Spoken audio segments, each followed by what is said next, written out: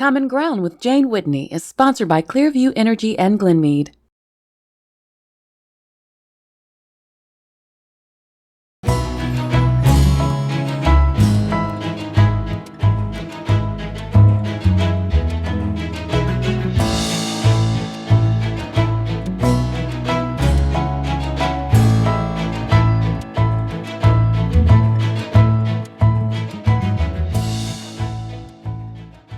Democracy dies in darkness, so we've been warned endlessly.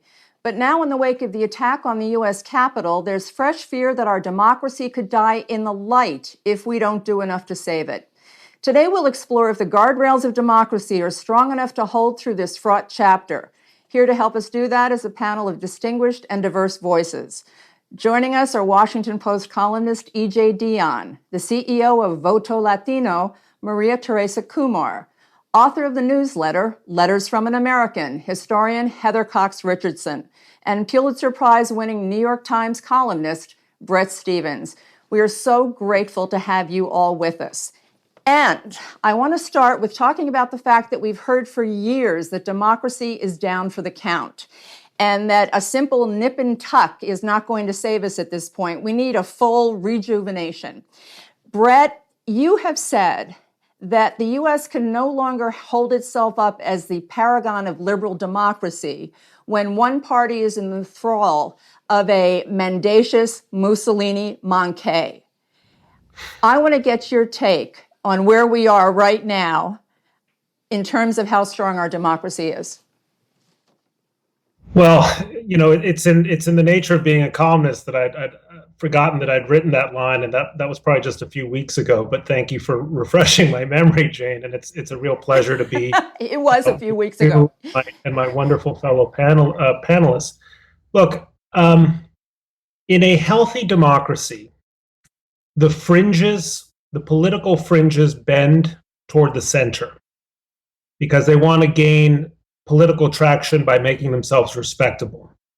In an unhealthy democracy, and you can think of Weimar Germany as one example, the center bends towards the fringe. And what I fear we have been witnessing in the United States, but particularly on my side of, or traditionally my side of the political aisle, is a center that's been bending ever more toward the fringe. That's a very worrying sign. Some of this also happens on the left, but I think it's extremely notable that in the field of candidates that presented themselves in the Democratic primaries over a year ago, it was really the most moderate member of the bunch who wound up being the nominee and being the president. And that's not what has happened on the Republican side. I'm a great believer that if you are a conservative, you should call out the extremism on the conservative side. If you're a liberal, do likewise. And I really worry that at least on one side politically, we have an entire party that is giving itself over to this new demagogic illiberalism, which should terrify any serious conservative who believes in the system that was given to us by our founders and improved by later generations. You do have 3 children, and you mentioned the word terrified a minute ago. The question is, are you worried that this really could be an issue when your children are coming of age? I worry about them entering not just a political mood, but a world of technologies that is geared toward focusing on and amplifying the loudest and most extreme voices. And I think that one of the things for which we have to fear for our democracy is that the new technologies of social media have created possibilities for mob-style politics, which had largely been eradicated in the second half of the 20th century. 200 years ago, you could bring a mob together in a crowded town square and harm people or destroy things, and then that was no longer a possibility in the era of suburbia.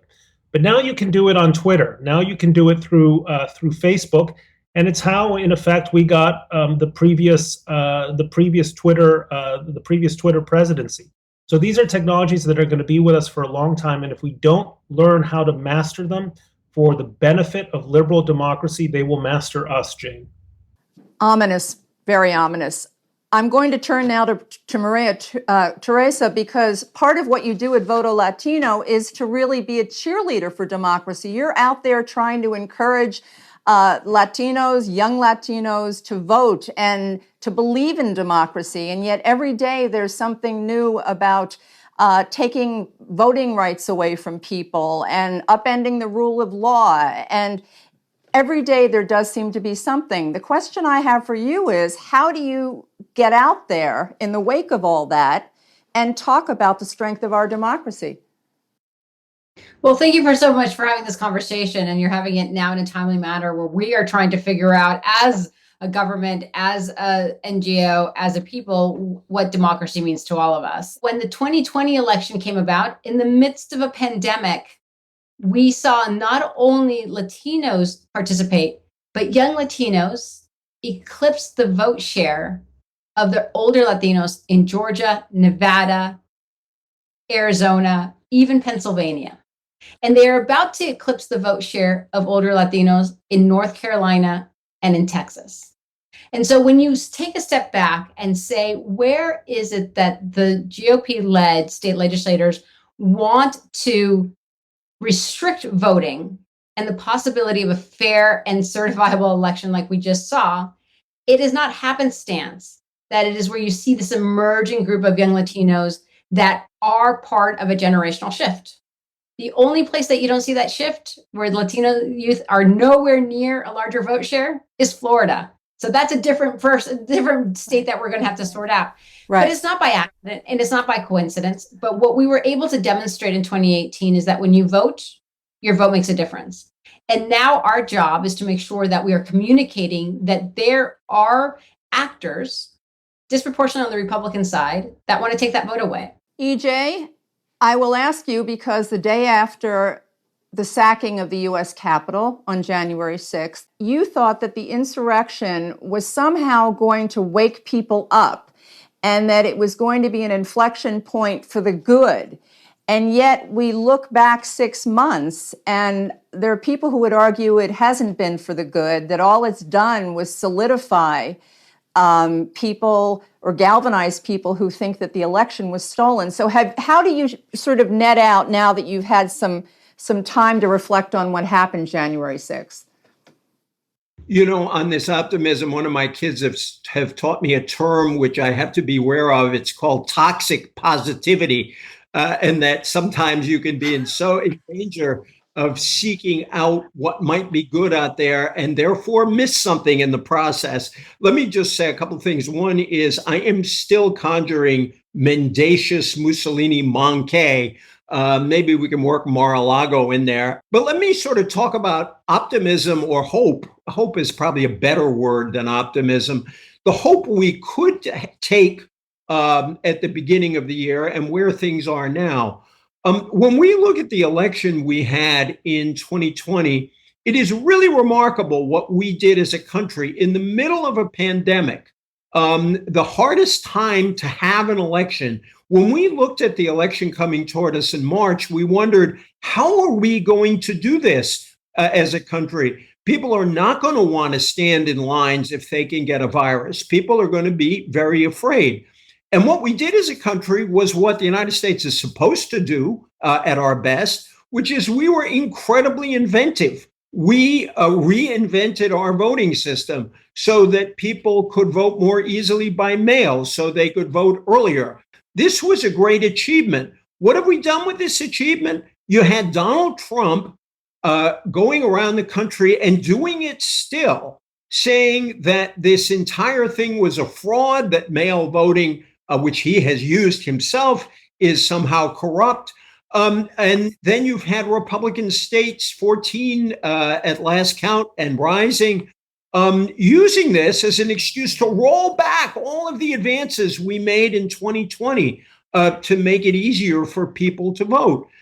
So while I am, and I try to be, a hopeful person by nature, I have found the success Trump has had in pushing even a Republican to claim not to agree with him that the election was stolen, putting in these measures that are designed to make it harder for people to vote. Dr. Richardson, let me just say that you have cultivated a following that is that of a rock star. You have, through your measured, sort of putting it into context through history analysis, helped people. Literally, I've heard people say, she helps me stay sane. She helps me stay off the ledge.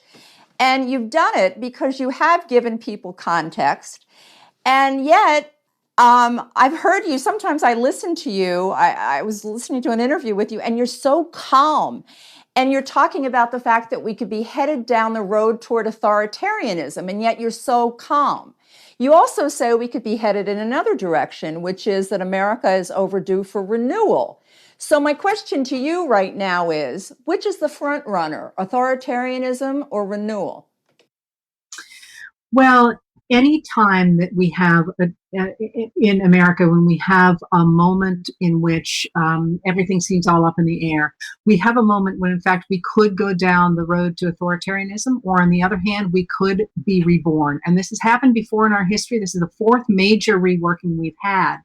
One of the things that's important right now, though, that I think to realize is that, first of all, I am very calm, because if you say it's a done deal and it's over and we're becoming an authoritarian country, then people aren't going to fight any longer. And one of the things that's very important to do is to continue to put skin in the game and try and right the ship of state. I'm never going to come out and say it's all over, as long as I'm still here to keep on arguing. But we are in a position that is, I think, a 5-alarm fire. And I don't say that lightly. I do know American history. I can think of only one comparison to where we are right now in the past, and that was 1879, and probably nobody cares about it any longer. I could tell you if you want. But one of the things that's important really to recognize right now, while people focus on the former president, on former President Trump, that he did not come from nowhere. He ran parallel to a trail that the Republicans had been forging really since about 1986, which depended on voter suppression, later on manipulating the media through things like the Fox News channel, then through gerrymandering, and through the demonization of Democrats. And that is deadly dangerous to have. It's the first time in our history that we have had one of our two major parties actively working against democracy. That's never happened before. Not in the national level. It certainly worked at the state level in the American South during Reconstruction. And what I keep thinking is that we are looking at the attempt of essentially the creation of a single party state, a one party state across America, the same way we had one across the American South from the 1870s through the 1960s. And if you think about what that means, for everybody, that means a depressed economy, that means violence, that means laws that don't apply equally to anybody. It depends on who you know, it depends on who you are, and it is obviously not a democracy. And I think we're on the verge of that right now, unless we get the other side of what's going on, which, as you say, is this wonderfully exciting moment where so many people are turning out to vote and to care and to call their congressmen and their senators and their local authorities and running for office. There is that voice out there as well. We're going to talk about some of the ways in which we can shore up this sort of flagging democracy. But first, we want to start with a video question. And Heather, I'm going to ask you to address this first, which goes to what President Biden called the greatest unprecedented assault on our democracy. Here it is. Hi, I'm Stephanie from San Antonio, Texas. Laws that are sweeping the country are making it harder for people to vote. How concerned are you that depriving the people of the right to vote is going to undermine the strength of our democracy? You had talked about the fact that history is rife with voter suppression. I mean, this is not a new phenomenon. But what is different? Can you characterize what's different this time? Well, I wouldn't say it's necessarily different. It looks very much like what happened, as I say, especially in the American South, but also in parts of the American North, beginning in the 1870s and reaching into the 1890s. And what happens is that people who are searching for power in the 1870s, and I would argue in the present as well, are people who are trying to concentrate wealth upward in society, as they have in America since 1981. If you look at any chart, you will see that what economists call the Great Compression from 1933 through 1980 turned into the Great Divergence after 1981. And as they're trying to establish power and wealth, what they do is they begin to argue that people who are interested in using a federal government to try and level the playing field through regulating business, for example, or providing a basic social safety net or investing in infrastructure are communists or are socialists. You know, this idea that somehow people who are interested in civil rights legislation, for example, are going down this slippery slope that Chinese communists, for example, did, or the USSR that we really focused on, especially in the Reagan years. So they begin to demonize their opponents, and if that's the case, you know, it only makes sense that you're not going to go ahead and let them vote. And beginning in 1986, the Reagan Republicans began to talk about what they called voter integrity, which they said privately in memos they hoped make African Americans less likely to vote. And increasingly, you get the idea that in order for America to truly be an America of independent individualists, you need to make sure that only a certain group of people vote. And this is, again, exactly what happened in the 1890s. And what we got from that was Jim Crow legislation and new state constitutions in every state except Massachusetts that curtailed the right, largely of poor people, white and black, to vote. Until then, you get the next stage. This is the stage that historians like me look at and worry about terribly. And that's when you start to talk about your opponents, in this case, Democrats, as vermin. And from there, it's a short step to having political purges we look at them overseas, but of course we had them in the American South and in other parts of America as well, in which people who voted the wrong ticket were hanged. So we've done it before. They're very clear steps, and we're very close to that last step again here in the present. Brett, that reminds me of something that your fellow conservative Mona Charen wrote about recently, which was this whole concept of the fact that the Republicans have sort of galvanized around election integrity, even though it's been called by former Trump officials the most secure election in our history, the 2020 presidential election. And in talking about election integrity, which is the justification for trying to take away people's right to vote in many cases, it reminded me of another column. I'm an avid Bret Stephens reader, one of my favorites, which was The Annihilation of Shame, which you wrote about 2 years ago. And I reread it in preparation for this show because I think it goes to, writ large, a lot of what we're talking about today. Could you talk about the concept of annihilation of shame? Well, Jane, I think you're better versed in my columns than I am. I can hardly remember what I wrote last week, but I'm always grateful that at least someone did their homework for these conversations. Look, I actually don't entirely accept the premise of the question. I don't. To me, the issue of trying to remove the vote isn't really the salient one for me. I'm more worried about the software than the hardware of our democracy, the spirit of liberalism, rather than the mechanics of democracy. But what I generally mean by the annihilation of shame is that the guardrails that keep a democracy from slipping into either autocracy or a kind of a demagogic populism come from a certain set of sort of unstated understandings, for example, about how we treat our political opponents. Do we treat them as legitimate or illegitimate? Do we try to criminalize politics or criminalize the political opposition? These are things that this is an area where guardrails came apart, I think, from the moment that Trump, not just from the moment that Trump announced his presidency, but really from a very specific moment in my mind, which was in July of 2015, after Trump's obscene comments about John McCain's war service, in which he, famously said that he didn't consider McCain a war hero because McCain had been captured, and Rush Limbaugh came rushing to Trump's rescue. And I think at that point, that was really a moment of the annihilation of shame, because here was something that ought to have been so sacred across the political spectrum, the military service of someone who agree or disagree had paid a heavy price in defense of his country, and there was no real consequence to Trump. On the contrary, people seemed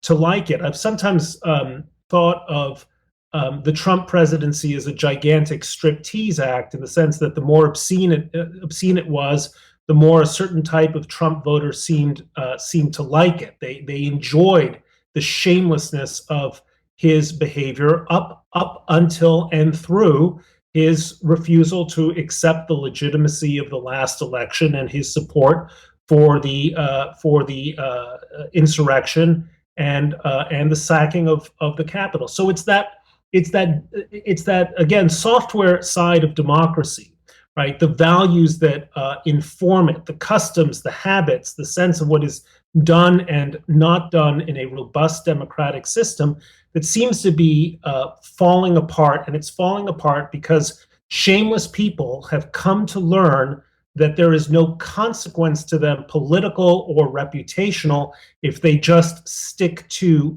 being shameless. Moving on now to Maria Teresa, because there are nearly 400 bills on the books right now that would somehow restrict voting. Now, what is your comment on that in terms of how people are being deprived of the vote? I'll share with you that the infrastructure of our democracy, not the big D, but the little d, is under threat. And I go back to the findings of Northern Illinois University, where they did an audit of and ranking states on access to the voting booth. And Texas rated dead last, and Georgia was second to last. If in Texas it's already really difficult to vote, they had a fair certified election, and now they're trying to put on more restrictions because they're reading the tea leaves of an emerging demographic. It begs the question, by 2022, there'll be over 250,000 more eligible Latino youth to vote in Texas alone. If they had fair and safe elections in 2020, why add restrictions? And I encourage folks to think about this, is they were going to pass legislation that limited voting on a Sunday. They were going to provide partisan poll workers to go into the voting booth to intimidate voters. And there's a history of that. This is the modern day Jim Crow. And what is interesting, and again, frightening at the same time, is that this is the same legislator that provided for constitutional carry, that you no longer need a background check to go around Texas armed. It's almost as if you're begging for a perfect storm of arming individuals and going into the polling booth to intimidate individuals that you may not want to participate. We've already lived this history. And we can we can hem and haw and say, well, it's not really racial. It's hard to believe that it's not racial, and it's not demographically based on generation if you don't see who's disproportionately impacted. I'm going to go back to EJ on that note, because sort of, I guess, cynically, it's been said that Stop the Steal turned into Perfect the Steal. Former speechwriter for Ted Cruz, Amanda Carpenter, is predicting that by 2024, it's going to be Steal It Back, which, again, cynical, but you have done work in tracking the trajectory of what you call, now let me get this one right, fraudulent voter fraud. This whole thing about the big lie, in terms of the magnitude of damage that this has done, this is not a genie you put back in the bottle. This is out there with 70% of Republicans believing that that Joe Biden is not the duly elected president. So that's a lot to go on. But what are your comments on that? Well, I think some of these laws that Maria Teresa spoke about look like they were translated directly from the Hungarian or the Russian in trying to assert control over the electoral system. Some of these laws allow political bodies to supersede the normal bodies that produce honest vote counts. In other words, and this goes to Amanda Carpenter's point, to legalize what Trump was trying to do this time, which is to say, yes, we may count all the votes and discover that the legitimate outcome is a Democrat wins. But if a Republican legislature doesn't like it, they can somehow push that aside. You have these bizarre, they're not recounts, they're sort of games being played with ballots, organized by a perfectly named group, cyber ninjas. We're going to put our democracy in the hands of cyber ninjas. These are obviously Trump groups. This is very dangerous. And this goes back to what you were raising about Brett talking about the mechanics. Sure, there are some issues with mechanics that don't necessarily go to the heart of democracy. What machines count the ballots better? If you have very extended early voting, do you add days or not? We can debate about that. Do you want instant runoffs where you rank candidates? I happen to be for that, but you can be for or against that and not be undermining our democracy. But what we're seeing now is that married to the threat of a far more authoritarian approach to government. But that very crisis, I am hoping, calls forth the movements to change it. And we need that kind of organizing going forward to save the democracy. Heather, in talking about the people, there's a lot of disparaging talk about the people who think the election was stolen. And yet, if you talk to them, and I've read interviews with them, I've listened to them, and they really believe the election was stolen. They've been told the election was stolen, and repeatedly, and if you say something often enough, it's true, it becomes true. Is there any kind of parallel to this massive kind of disinformation campaign that we've seen go on? Is there anything in history you can point to that's remotely similar?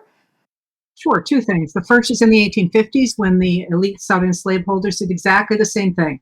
They made sure that their voters who were disaffected from the economy the way it was at the time, because all the money was moving upward, they made sure that the smaller white farmers could not have access to information coming from outside the South, and increasingly turned them against their African American neighbors, so that they would continue to insist on supporting not just white supremacy, but the system of white supremacy that funneled all the money to the top. And that was very clear when that happened. You also saw it in the 1950s with Joe McCarthy. Of course, what the Republicans have done really since at least the 1990s was the plan that Joe McCarthy laid out in the 1950s, which is simply lie and stay ahead of the game enough that by the time somebody catches up to you, people have believed the lie.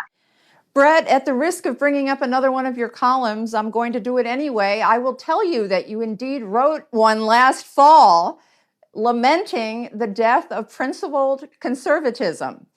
And before she was stripped from her leadership role in the Republican House, Liz Cheney wound up sounding like she was channeling your column. And we have a piece of that footage. We're going to take a look at it and then ask you about it on the other side.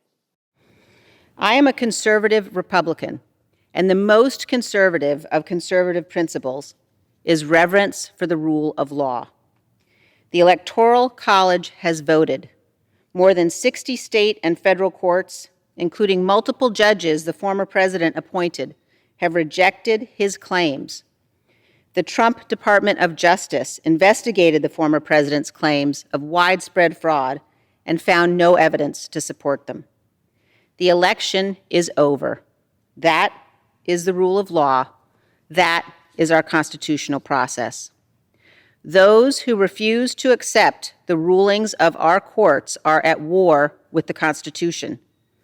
Our duty is clear. Every one of us who has sworn the oath must act to prevent the unraveling of our democracy. This is not about policy. This is not about partisanship. This is about our duty as Americans. Brett, what does the Liz Cheney saga say about the state of the Republican Party, democracy, any of it? Well, I mean, I think Liz Cheney was exceptionally brave. I've always been a fan of hers, and I was pleased to see the way in which she, has comported herself, not just in the last few months, but really as one of the few genuinely conservative voices during the Trump years who consistently opposed the president when she opposed the policy. One of the problems with Trumpism is that it's not actual conservatism. It's what I call anti-liberalism, where the purpose isn't to uphold a set of values that conservatives believe best preserve a liberal political order. The purpose is to, as the saying goes, own the libs, and irrespective of what policy is being put into place. So if owning the libs means shaking hands with a tyrant like Kim Jong-un, they're perfectly prepared to accept that, even as we all know that if a President Hillary Clinton had met Kim Jong-un in the same way, that the Ted Cruzes of the world would be in full throat denunciation. But I want to add a point here, Jane, because I think I've been fairly outspoken in my dismay and disgust with the Trumpian illiberal demagogic turn of the Republican Party. But I think some attention ought to be paid to the extent to which the left in this country has often contributed to the creation of Trumpism. The problem with demagogues, Jane, isn't always that they are completely wrong. It's that they're half right, and it's the half right which is able to attract followers, and it's the half wrong and awful which leads them in frequently atrocious directions. And I think that there are institutions in this country broadly liberal in both the ideological sense of the term, who have been unwitting accomplices to much of the Trump phenomenon. Some of the tropes that were largely developed in the academic left over the past 50 years were cunningly and malignantly used by Trump to make his case. So the politics of identity that really sprung up largely on the left in the last 50 years of the country were appropriated by Trump to become politics of white identity. The concepts of moral relativism, or the idea that there's no such thing as truth, was appropriated by the forces of Trump. The disdain for the Constitution and the rule of law as nothing more than a system of power devised by self-interested white people 230 odd years ago. Again, another feature that was used by Trump for his own purposes. So the left also has its own accounting here, that it needs to be careful that in the manner in which it proceeds, it is not ultimately giving aid and comfort to the people it rightly despises. Thank you, Brett, for bringing that up. I think it's a really, really important point. What do you have to say, EJ? If you want to talk about what led to Trumpism, the critique I'd have about things we should have been paying more attention to comes much more, if you will, from the economic progressive side.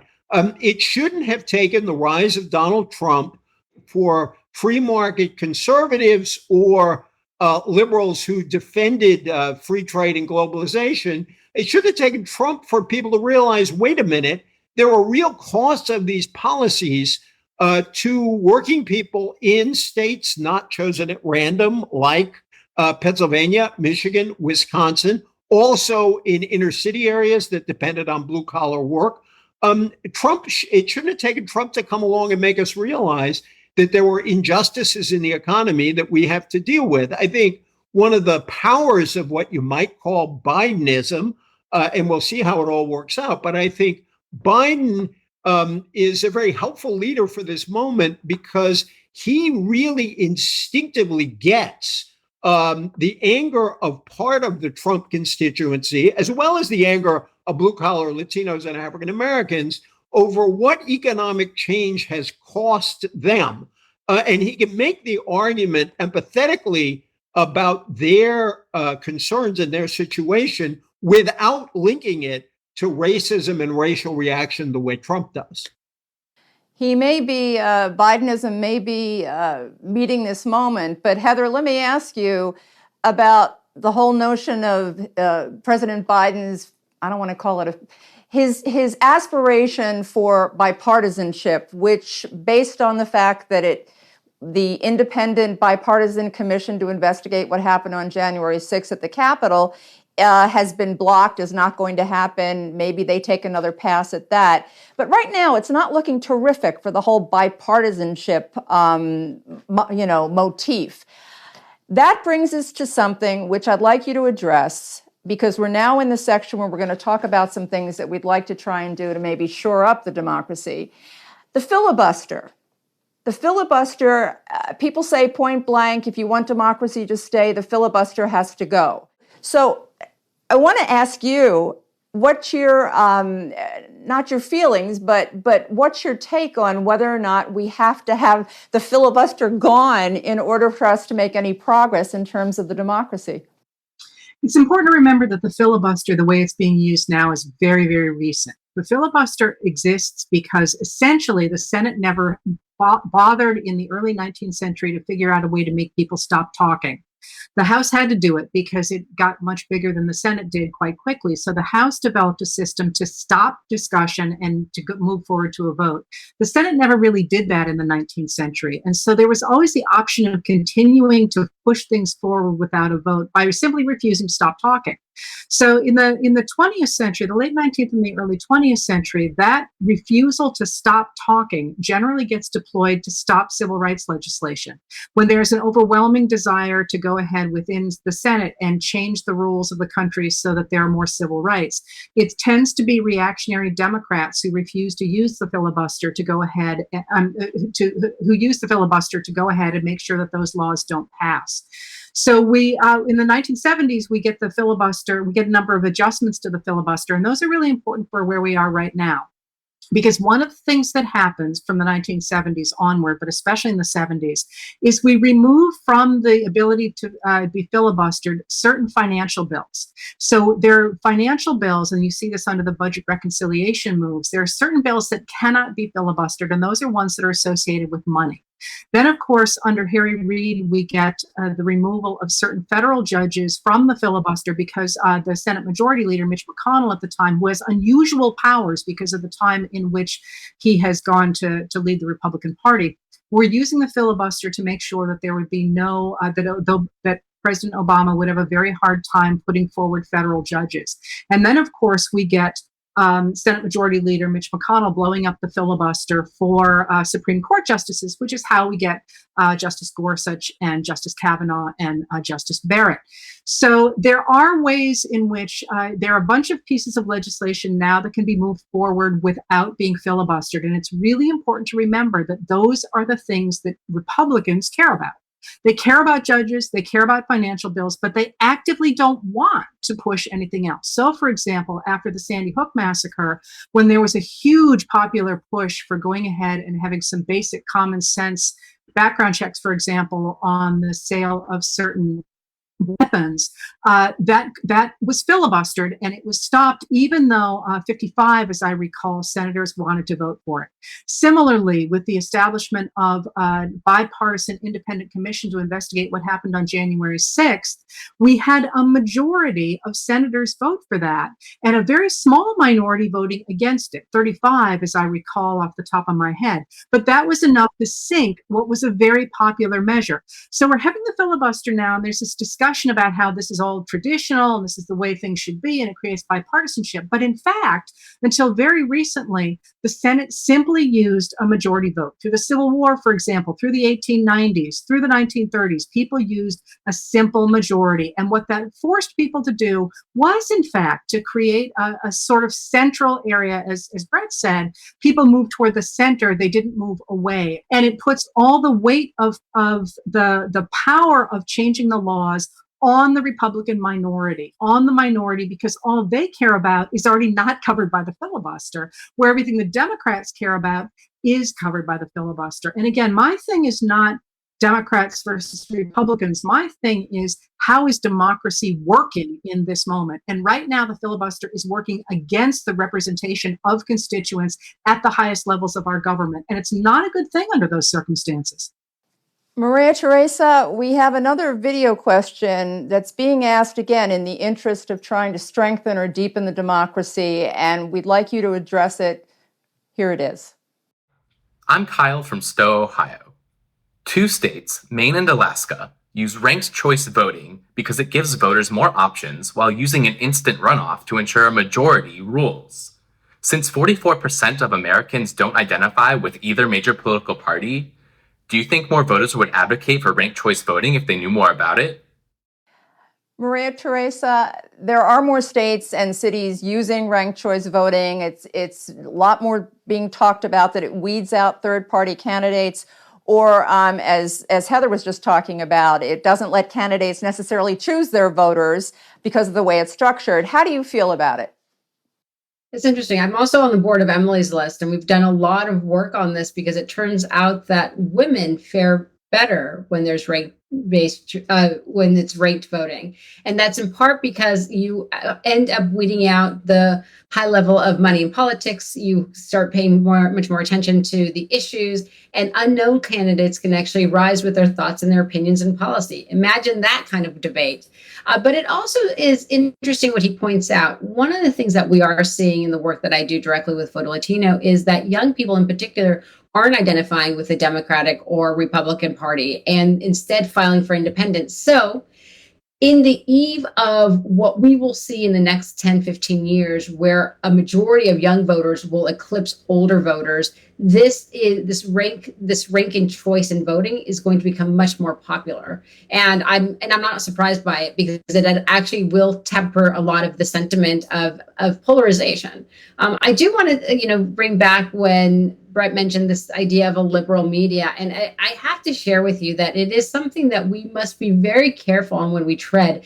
It's verbal expediency to say the liberal media, but if we were to take a real honest assessment of what happened under the Trump years, the reason that Trump was able to make such damage on the infrastructure of our institutions was that we were always trying to provide the best case scenario and giving him the benefit of the doubt all the way to the insurrection. On the Democratic side of the party and the progressive movement, what people did when they didn't like who was chosen in a fair, free election, what we did was we organized the day after his inauguration. On the right, when they didn't like the certification of a fair, free election, they tried to overthrow our government. The reason that Trump rose was because we don't have a media describing the differences that America is having. And what I mean by that is we often talk about minority voters. We're actually talking about 135 million people, 40% of our population. That is not reflected in the chambers of government, and it's not reflected in our media newsrooms. So we keep missing the story. And so the more that we can have these honest conversations and talk about that the United States is absolutely changing, and we're changing at a fast clip. But what does that mean for the future of our governance? And how do we have an inclusive, thriving democracy that reflects this ever-changing tapestry? And that is where the conversations we need to have. So I do want to highlight that because it's easy to use these words as currency, but not really unpacking that the rise of Trump had everything to do with the fact that no one was explaining the ever-changing American landscape that we're experiencing today. And that's what the story that was missed. We're going to close out the show very shortly, but before we do that, we want to add a voice who we had the honor of talking with last fall on this show, on this broadcast, and that's historian John Meacham, who talked about the fact that the quest to sustain our democracy, to hold it together, we'll have a republic if we can keep it, is an ongoing struggle. And EJ, we're going to look at a clip from that show, and I'd like to ask you something on the other side of that. So here's John Meacham. Neither the present nor the future are well served by being nostalgic about the past and falling prey to a kind of superlative hyperbole about our own problems, right? So it's actually not wildly productive to say we've never been X or Y, because we almost always have been. What's productive is to say this is a critical moment. There are features to this moment that could create a country for a long time that we, broadly put, we do not want. So what do we do about it? Well, one thing to do about it is to go back and look at what people did when they confronted similar crises in the past. And at almost every one of those points, the way America endured and the way America prevailed, both for good and for ill sometimes, was by realizing that they'd rather be an America that opened its arms as opposed to simply clenched its fists. EJ, you've written about the fact, actually, it was right after George Floyd's murder during the unrest of last summer, that we have to renew our faith in history, in the trajectory of history, in each other, in the democracy. And my question to you right now is, how much faith do you have that that's still going to happen? Well, broadly, I agree with just about everything John Meacham said in that clip. And it's one of the reasons why I respect Heather's work, because I do think it is very important to look at the American story straight, and to acknowledge that we have made many mistakes as a country, that racism has been part of our nation going back to take the signal date 1619, when slaves came here. At the same time, our nation has also been characterized with a history of struggle. And for decades, there have been movements struggling to make this a better country, a fairer country, a more equal country. One of my favorite speeches that President Obama gave was his speech on Selma, because I thought it was the most hopeful view of our country, married to a sense of realism. It is not a sense that we have been on one long trajectory upward with no interruptions. It's that we have always had people in America who have fought against injustice and against inequality and have tried to make us better. They have made progress, then they suffered setbacks. Reconstruction, and it's being dismantled, civil rights, and then the backlash against it, greater economic equality because of the New Deal, and then some pulling back because of what some would call, it's not a really great term, but I'll use it anyway, neoliberalism. We've always had this, but we have remained, broadly speaking, on a trajectory that gives advocates of reform and equality a chance. And we can't give up on that. There's a quote that's ascribed to Churchill that it's not clear he said. Churchill is like Yogi Berra in having so many things ascribed to him. This will be the first show in which Churchill has been compared to Yogi Berra, perhaps. Americans always do the right thing after first exhausting all the other possibilities. I've always liked that quote. We need to be as aware of the threat to our democracy as you suggested at the very beginning of this show. We cannot be complacent about where we are. I am deeply worried about what is happening in these states to limit access to the ballot. It's why I think we need the For the People Act as well as the Voting Rights Act. Two other issues that we haven't mentioned that I just would love people to think about. One is support for local media. We don't talk at all about the collapse of local media around the country, local newspapers that send people into their state capitals or into their city halls. We really have to figure out how to revive local media. And lastly, we need a movement for civics and media education in our schools. We live in a very complicated time.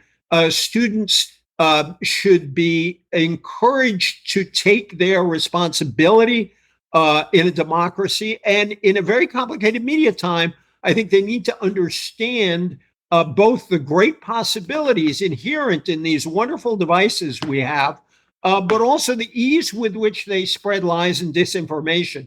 And we have to come to terms with that. And I think we ought to start talking about that in our schools when people are in high school and not much later, when we are already asking our citizens to behave like small d Democrats.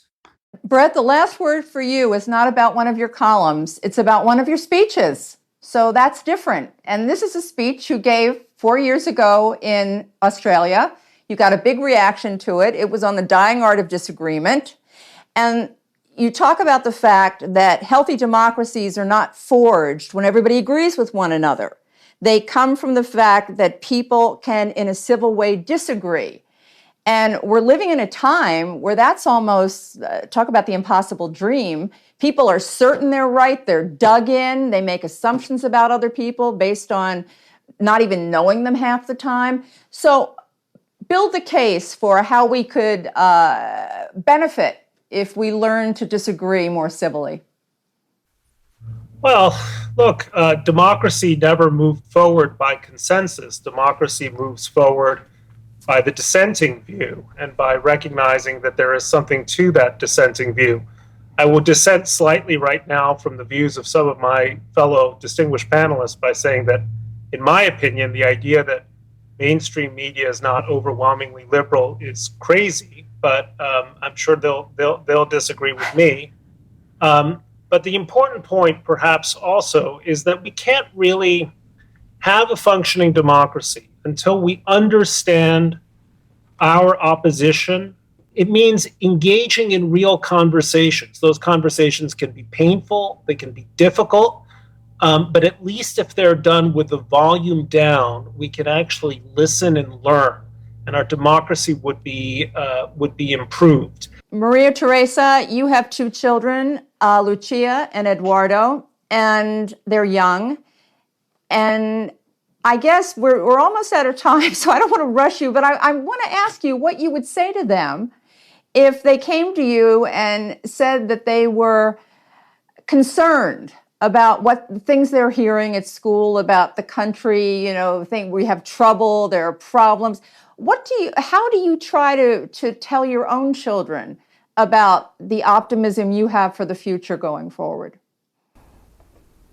I think each of us here have to ask ourselves, how are we ancestring for the children born? And when I say that is that when you look at the fragility right now of our democracy, it has everything to do with a fasting, changing demographic. My children, who are in 3rd and 1st grade, represent technically the first generation of a multicultural America where there's not a majority, it's a majority minority.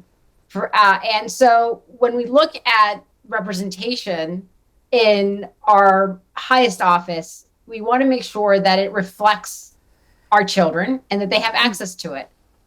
Everything about this country is worth fighting for.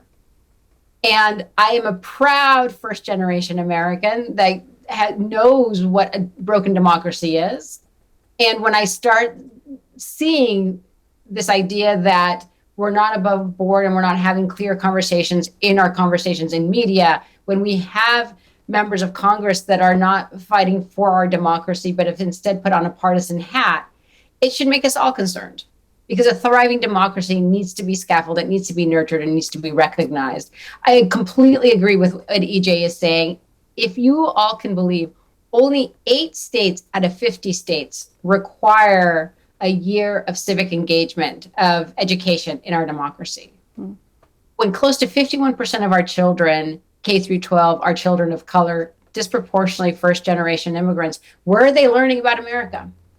And how do we make sure that we make this a priority across partisanship lines? And I believe in healthy conversation when someone has differing opinions. I always tell my son and daughter to be respectful and not to use loaded words such as crazy, because they may disagree, and that those conversations and that type of ability to hear other people and other opinions really starts at home. And so my hope is that that's what I'm paying forward with my children, so that when they are in rooms where people have disagreements, they're very thoughtful and very candid with the words that they choose, so that we can continue having, again, dialogue, but fixing the problem that our democracy right now is imperfect. And we have to make sure that we are not only scaffolding it with a little d, but also actively participating with a big D.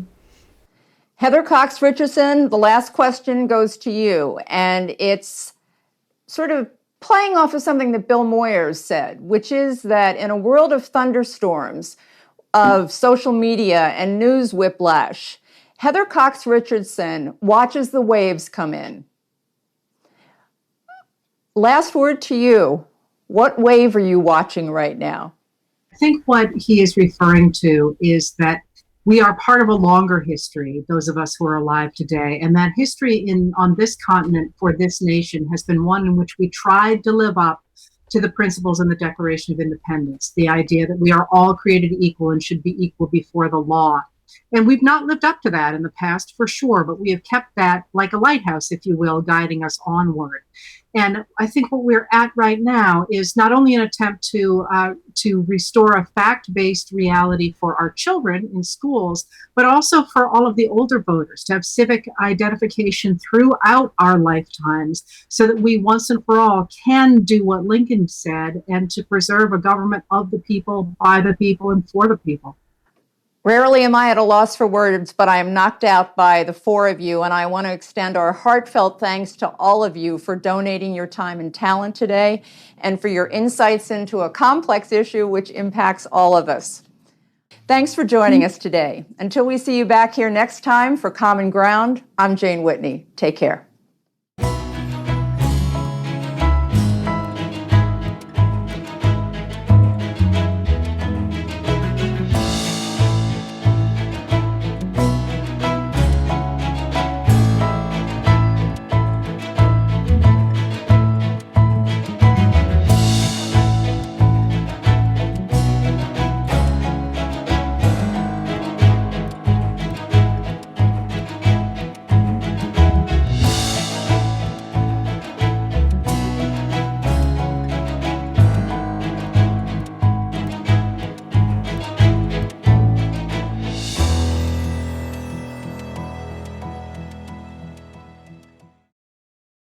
Common Ground with Jane Whitney is sponsored by Clearview Energy and Glenmead.